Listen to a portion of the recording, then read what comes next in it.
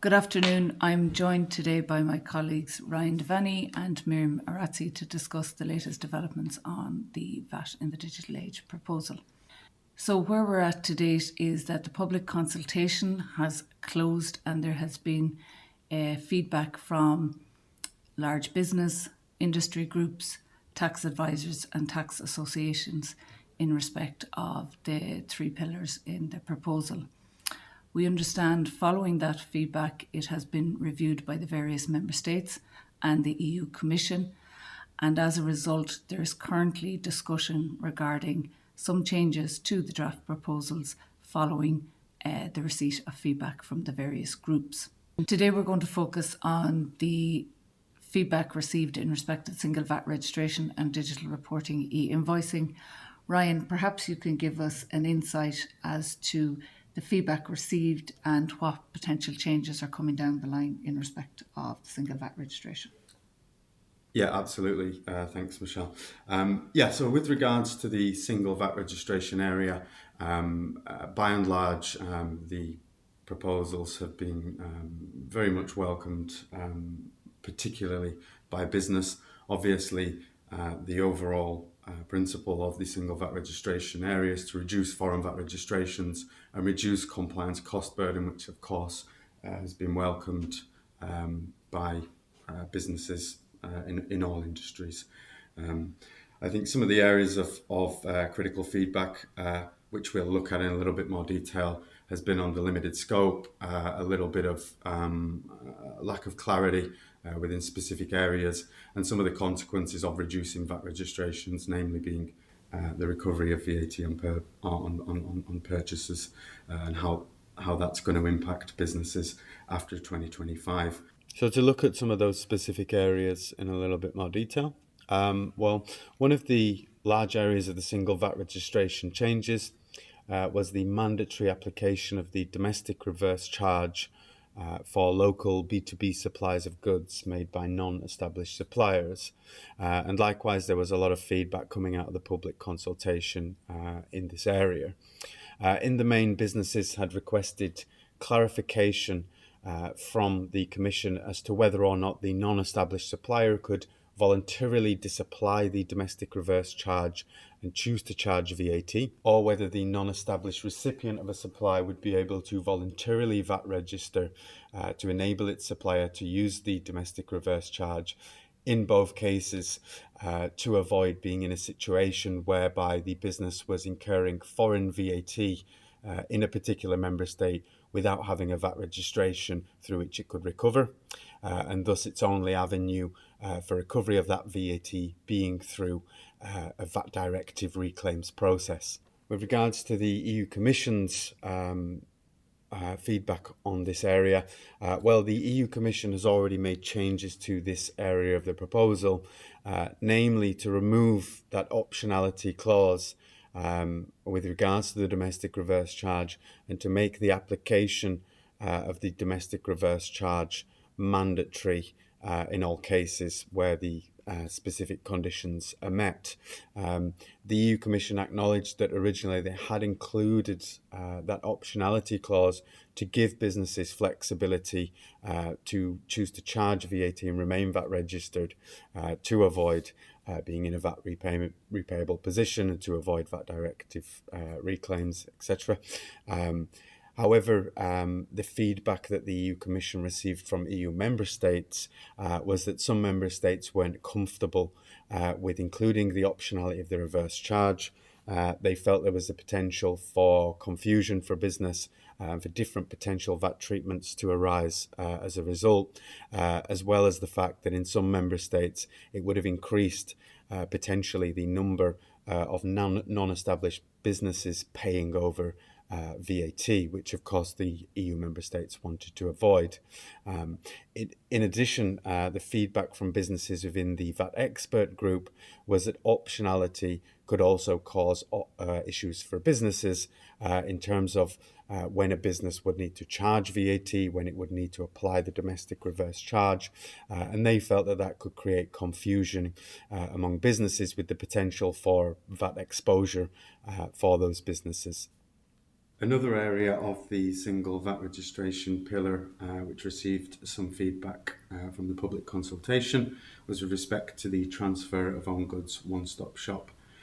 So whilst businesses were generally very positive about being given the opportunity to simplify the reporting of movements of goods between member states, businesses questioned the exclusion of capital goods from the transfer of us scheme, as they felt that it would technically increase compliance for businesses involved in moving capital goods in comparison with those that don't.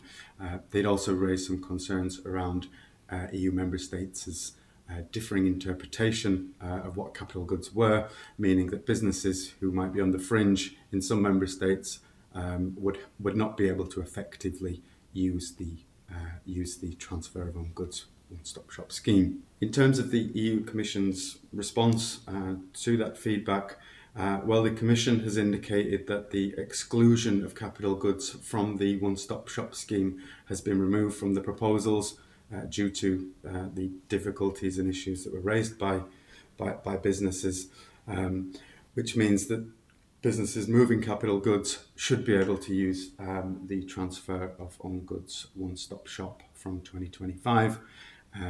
The only remaining exclusion from the scheme will be the movement of own goods for which the right to full VAT recovery is restricted. Outside of the specific feedback to the public consultation, the EU Commission gave an update in regards to the transfer of own goods one-stop shop and the extension of the deemed supplier model for marketplaces and the fact that the online marketplaces will be responsible for reporting movements of own goods of online marketplace suppliers as part of the proposed changes. The EU Commission advised that EU member states are not especially comfortable with this. I think one of the key concerns for member states is the fact that potentially you would have then foreign marketplaces due to report transactions potentially for some established traders. The EU Commission advised that they're currently in discussion with the member states to reach an agreement on what the full scope of the deemed supplier model with regards to movements of own goods will be, and I expect that we'll receive an update on that point in due course. Thanks, Ryan. That's very useful to get an insight into the feedback and, of course, the proposed changes that the Commission are currently working on. I understand, however, that there is a number of areas that are of concern for businesses, which has been outlined in the public consultation review, which the Commission are currently not working on at the moment, or at least we understand there's no plan to have proposed changes in respect of those areas that have been raised. Yeah, absolutely. So by far the biggest area of critical feedback coming from industry and advisory is with regards to VAT directive refund claims, or rather how to recover foreign input VAT. And of course, this is a symptom of reducing VAT registrations, the whole point of the single VAT registration pillar. Reducing those foreign VAT registrations is going to increase the number of businesses who will be incurring foreign VAT in specific member states and will have no VAT registration in order to recover same. So the main feedback from the industry around these points is really the current difficulties with that VAT directive reclaim procedure. Concerns were raised around the general administration of VAT reclaims, as we know, high level of evidence which you require, specific deadlines, this kind of thing, and just the general overall cash flow disadvantages that businesses will face from going through this mechanism of claiming a VAT refund. They did raise concerns about lengthy delays in particular member states as well, and had asked or made recommendations that perhaps the EU Commission can look at the current processes in each member state and look at whether or not potential improvements can be made. There were also suggestions from the e-commerce sector who are using the one-stop shop that perhaps those businesses using the one-stop shop and needing to use the current directive reclaim portals, that those could somehow be more closely linked. As you say, Michelle, excuse me, as you say, Michelle, these points have not been addressed at all by the EU Commission. Of course, we know that in principle, they're not part of the single VAT registration changes. As we say, they're a symptom of them almost.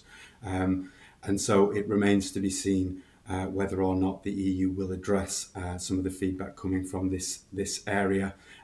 Definitely in regards to the what is now the full mandatory application of the domestic reverse charge with no optionality in terms of maintaining a registration and charging VAT.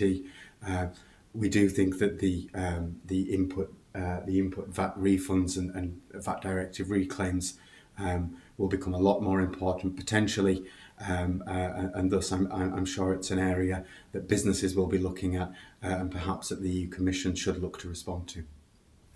Thanks, Ryan. Now moving on to the feedback received in respect of the digital reporting and e-invoicing. Miriam, I understand that a lot of the issues raised by the groups in respect of digital reporting and e-invoicing was in respect of the 2-day deadline for the issuance of the e-invoice and also for the transmission of the detailed data to the VAT authorities. Could you give us some background as to the issues raised by the various groups, and if the Commission is planning on making any changes to resolve some of the issues raised from the public consultation feedback? Thanks, Michelle. Exactly right. The 2 days deadline is the topic that attracted the biggest number of concern from the public consultation. In overall, 54% of the business group were against this topic, and only from business association or federation, over 70% were against this proposal. From a business perspective, in fact, they don't understand, it's not really clear what is the objective and the justification for setting a very short time frame for issuing invoice. Again, if we think about now, at the moment, business have up to 45 days for issuing their intra-community invoices, and this will move to 2 days, so it's a big request. And such obligation would raise major complexities and would require huge resources from business that also sometimes still use manual process for recording deliveries. And of course, this will have an impact on a timeline of issuing the invoices. But also, as you said, the 2 days deadline is for reporting. So this will impact the AP side of the process. And this requirement will lead to a situation where companies would report purchases invoices to the tax authorities even before any internal review process has taken place, or even before that the company has actually received those goods. So reporting without any actual verification or review is not only against any current AP process, but might lead to many corrections once the review has taken place. Also would request additional investment from the business because in order to automate their whole process, as in the proposal is aiming to automate the whole process of receiving, validating, and posting the invoice into the system, might require additional integration with vendor management solution when there is a PO in place, or might not even be possible such an automated process. So manual review will still be required, especially in case there is no PO in place. Connected with this, from the EU Commission, it seems that they have taken on board the feedback from the public consultation, and in fact they are saying that the 2 days deadline for issuing invoices, it could actually become flexible because is not so relevant from the overall aim of the proposal, and they are thinking also to change the model. At the moment, it is a decentralized model. They are thinking to move to more a central model where there's going to be a platform. It could be a public or a private platform where business can exchange e-invoices.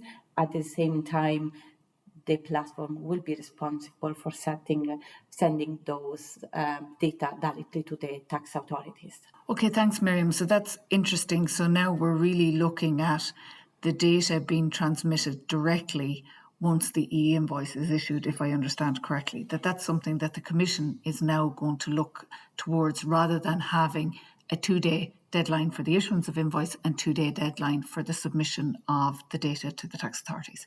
Exactly, so that this is being moved more to a real-time reporting as opposite to a quasi-real-time reporting that they were advising before, and this will be more in line with the system that are currently in place or they're being soon implemented in countries like Italy or France, Poland. Okay, so the importance now for businesses will be ensuring that everything is correct upon the issuance of the invoice, because while the deadline might have been very short in terms of the issuance of the invoice with 2 days in which to transmit the data, now everything will be done upon the issuance of the e-invoicing, even if they have more time to do it, allowing them have flexibility maybe with having certain validations and checks done before the invoice is raised. Exactly right. So the business, this importance, since we're moving towards more e-reporting and e-invoicing, the business will have to ensure that they issue the invoice in a correct way. So the quality of the data and the tax determination is right first time. And however, from the AP side, there has to be an automatic process in place for receiving the e-invoicing from the portal, and where possible, validate automatically against the system and posting to the ERP.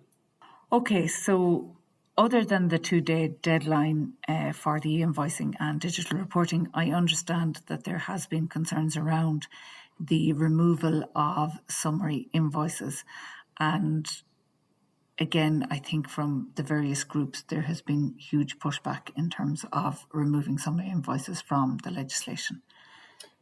Exactly. So the abolition of the summary invoices was again another very hot topic across the public consultation, and with concern being raised from by almost 50% of the overall group and over 65% of business association.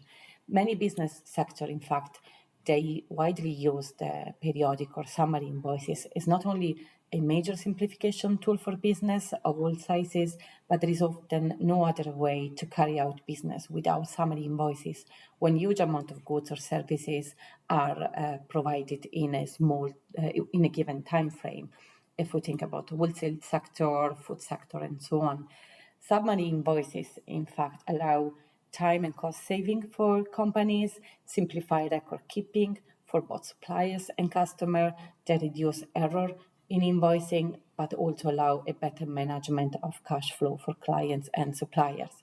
So from the latest feedback of the EU Commission, it seems again they have taken on board that there is a concern, and they are thinking actually to leave the possibility for business to issue summary invoice, so this removal might not actually take place. So we'll see.